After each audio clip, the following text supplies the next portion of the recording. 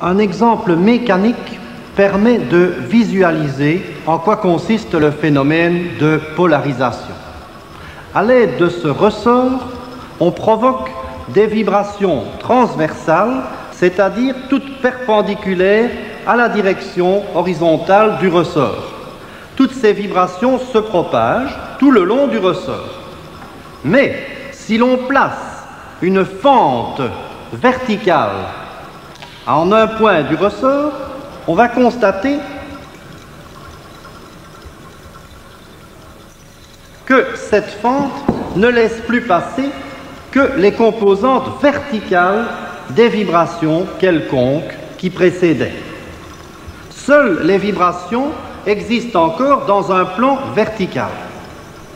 Si nous plaçons une deuxième fente, et celle-ci horizontalement, en un point plus lointain sur le ressort, nous arrêtons cette fois toutes les vibrations verticales. Seules des vibrations horizontales pourraient encore passer, mais comme il n'en existe plus après passage dans la première fente, le ressort ne vibre absolument plus au-delà de la deuxième fente qui est placée perpendiculairement à la première.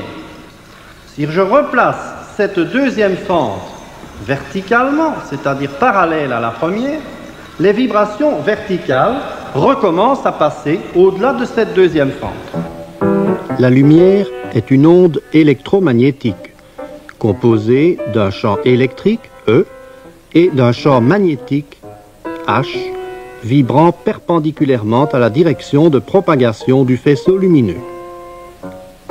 Pour caractériser la lumière, on s'occupera uniquement du vecteur E, car il est en grande partie responsable des impressions lumineuses.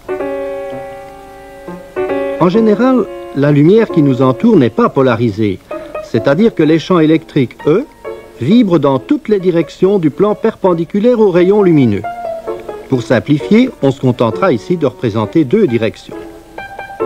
Polariser linéairement la lumière, c'est utiliser une technique qui fait en sorte que le champ E résultant n'oscille plus que dans une seule direction, qui est perpendiculaire à la direction de propagation.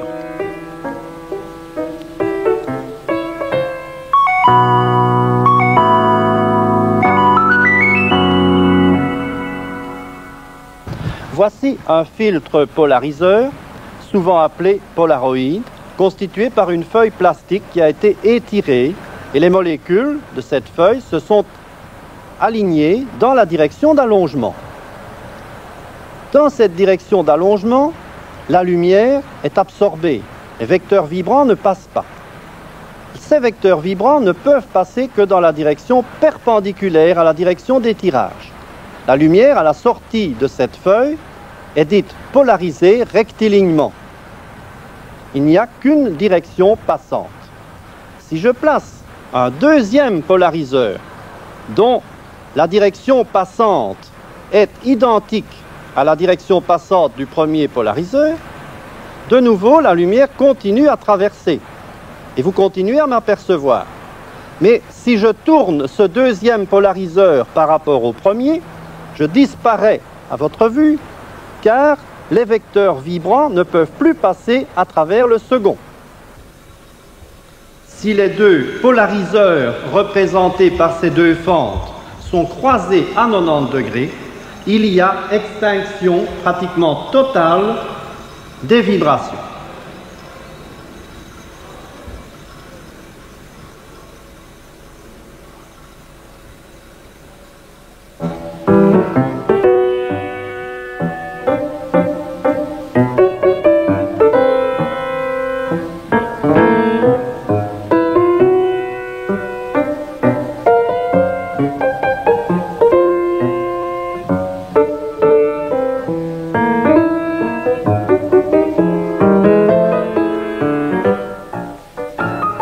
La nuit, sur la route, nous sommes souvent éblouis par les phares des voitures venant en sens inverse.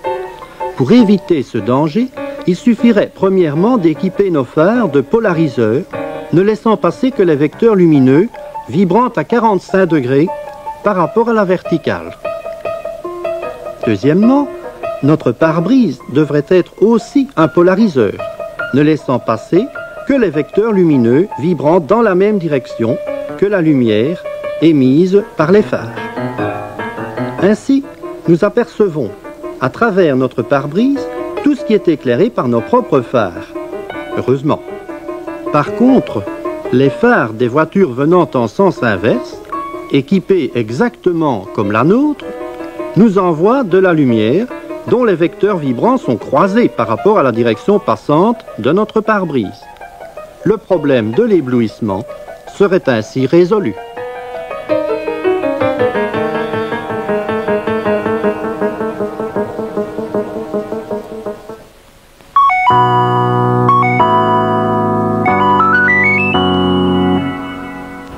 À l'aide de ce polariseur, nous pouvons analyser la lumière qui nous entoure. Observons par exemple la lumière réfléchie par les vitres de ces bâtiments. Pour cette position du polariseur, la lumière réfléchie par les vitres nous parvient. Si nous tournons le polariseur de 90 degrés, il y a extinction de la lumière réfléchie. Cette expérience prouve que la lumière réfléchie est polarisée. Ce modèle permet de préciser le phénomène de polarisation de la lumière quand elle subit une réflexion.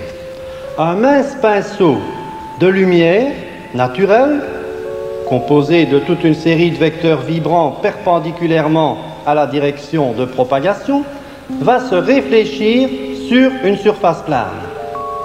Quand l'angle d'incidence entre la direction incidente et la normale à la surface plane, quand cet angle d'incidence est égal à un angle particulier appelé angle de Brewster, la lumière réfléchie est totalement polarisée.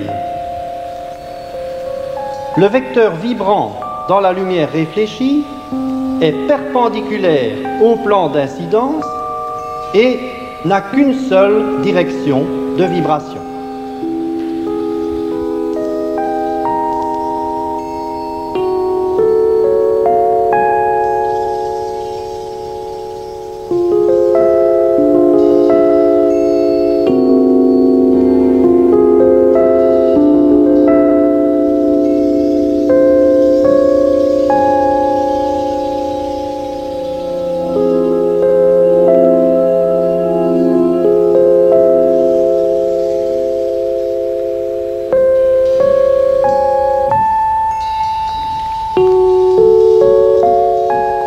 Ce polarimètre, très ancien, appelé polarimètre de Dubosc, a été longtemps utilisé pour l'étude de la lumière polarisée par réflexion.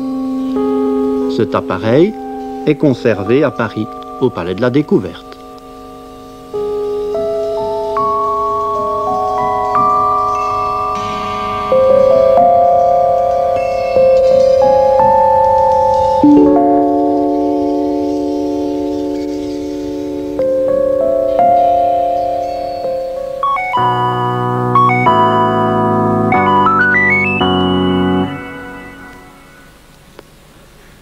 Le ciel est une source de lumière polarisée. Cette polarisation est due à la diffusion de la lumière par les molécules. Par temps clair, une bonne partie de la lumière est partiellement polarisée rectilignement.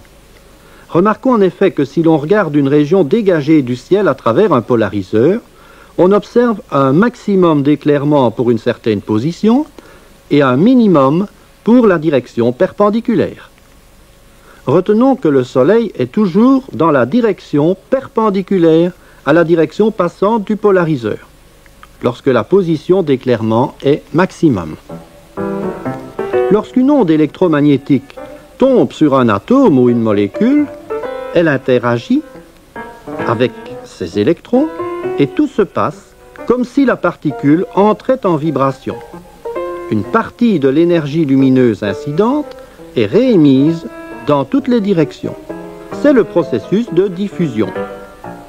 Comme un oscillateur ne peut jamais émettre de lumière dans la direction où il oscille, on explique facilement la polarisation par diffusion.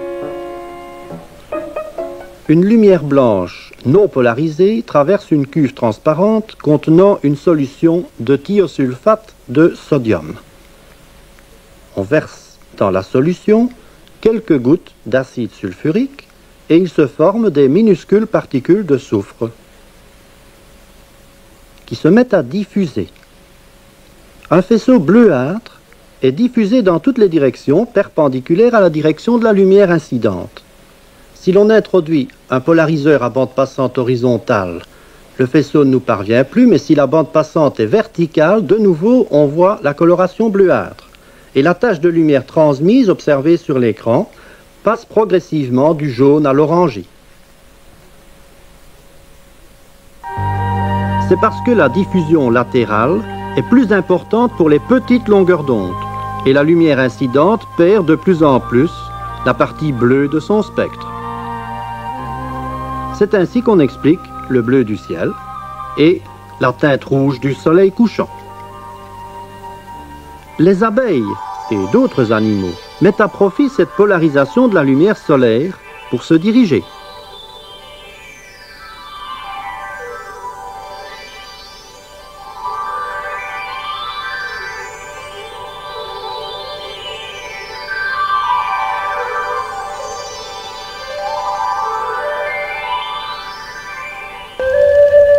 Les Vikings pourraient bien avoir traversé l'Atlantique en se servant, sans le savoir, de la polarisation de la lumière.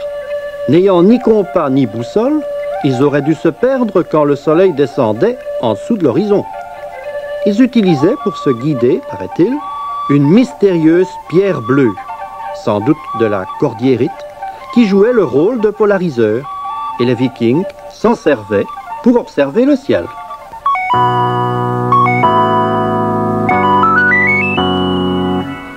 Quand vous passerez à Paris, dans les jardins du Luxembourg, n'oubliez pas de vous munir, comme nous l'avons fait, d'un gros cristal de calcite.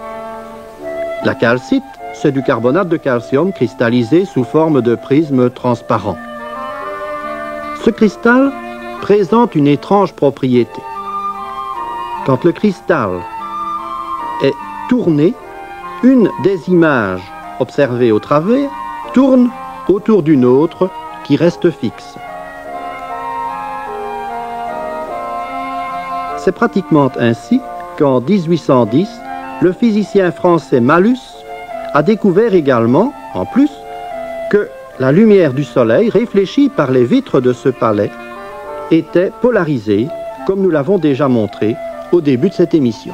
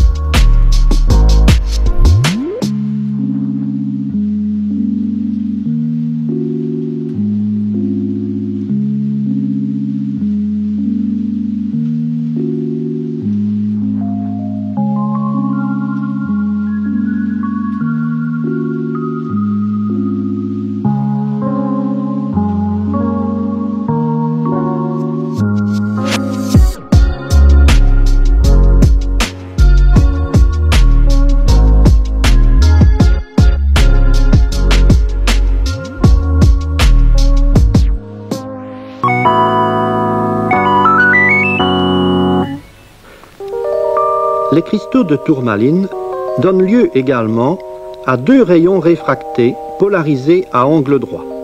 Mais dans la tourmaline, le rayon ordinaire est beaucoup plus absorbé que l'autre. Pour une épaisseur suffisante de tourmaline, il y a extinction complète du rayon ordinaire. Il ne reste qu'un seul faisceau de lumière polarisé à la sortie de ce cristal.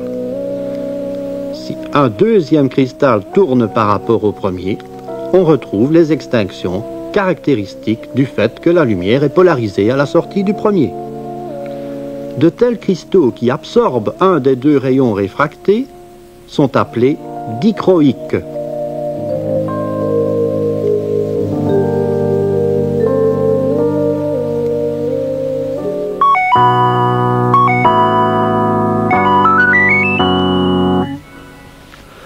On sait que deux polariseurs croisés ne laissent passer aucune lumière.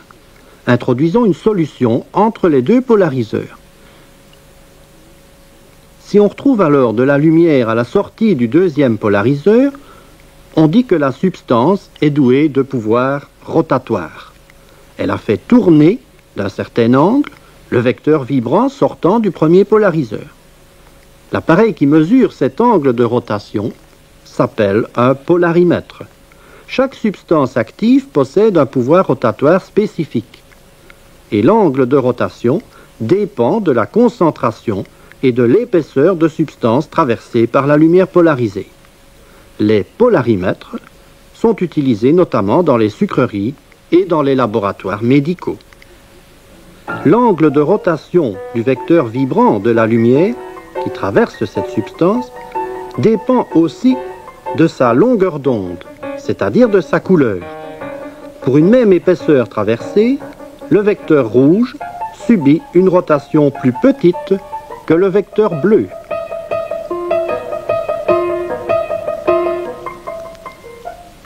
Voici une éprouvette contenant une solution saturée de sucre. On l'éclaire en lumière blanche et on intercale un polariseur.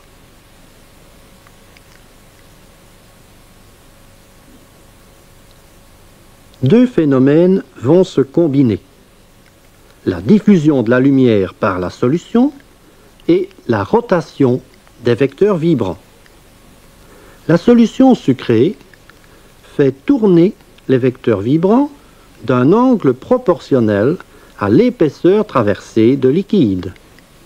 Cet angle de rotation pour une épaisseur donnée varie avec la longueur d'onde, c'est-à-dire avec la couleur de chacune des composantes de la lumière blanche.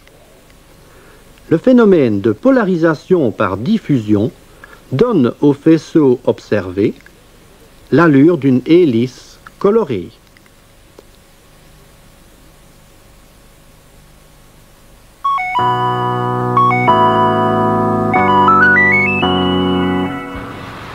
Les expériences de polarisation chromatique en lumière parallèle permettent des figures extrêmement curieuses.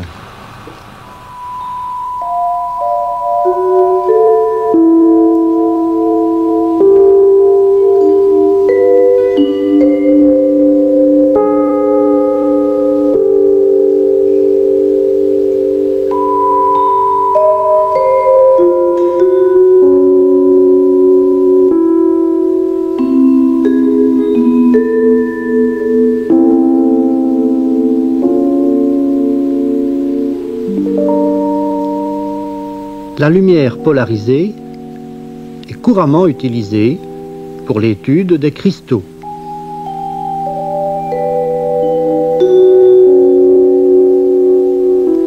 Les microscopes polarisants servent non seulement en cristallographie, mais également en biologie. La photoélasticité est une science en plein développement. Elle applique ce qu'on sait sur la polarisation chromatique. Un milieu isotrope comme le verre ou le plexiglas devient anisotrope et donc donne lieu à la double réfraction lorsqu'on le soumet à des contraintes mécaniques. Placé entre deux polariseurs croisés, Une maquette de plexiglas, ici une maquette de poutre par exemple, éclairée en lumière blanche, donne lieu à l'apparition de franges colorées selon les lignes d'égale contrainte.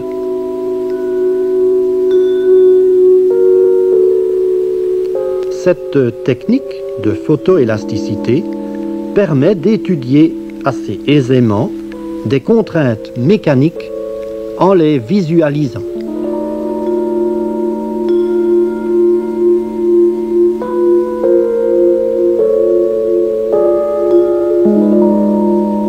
On utilise non seulement la polarisation rectiligne, dont il a été question dans cette émission, mais également la polarisation circulaire, qu'il serait trop long d'expliquer ici.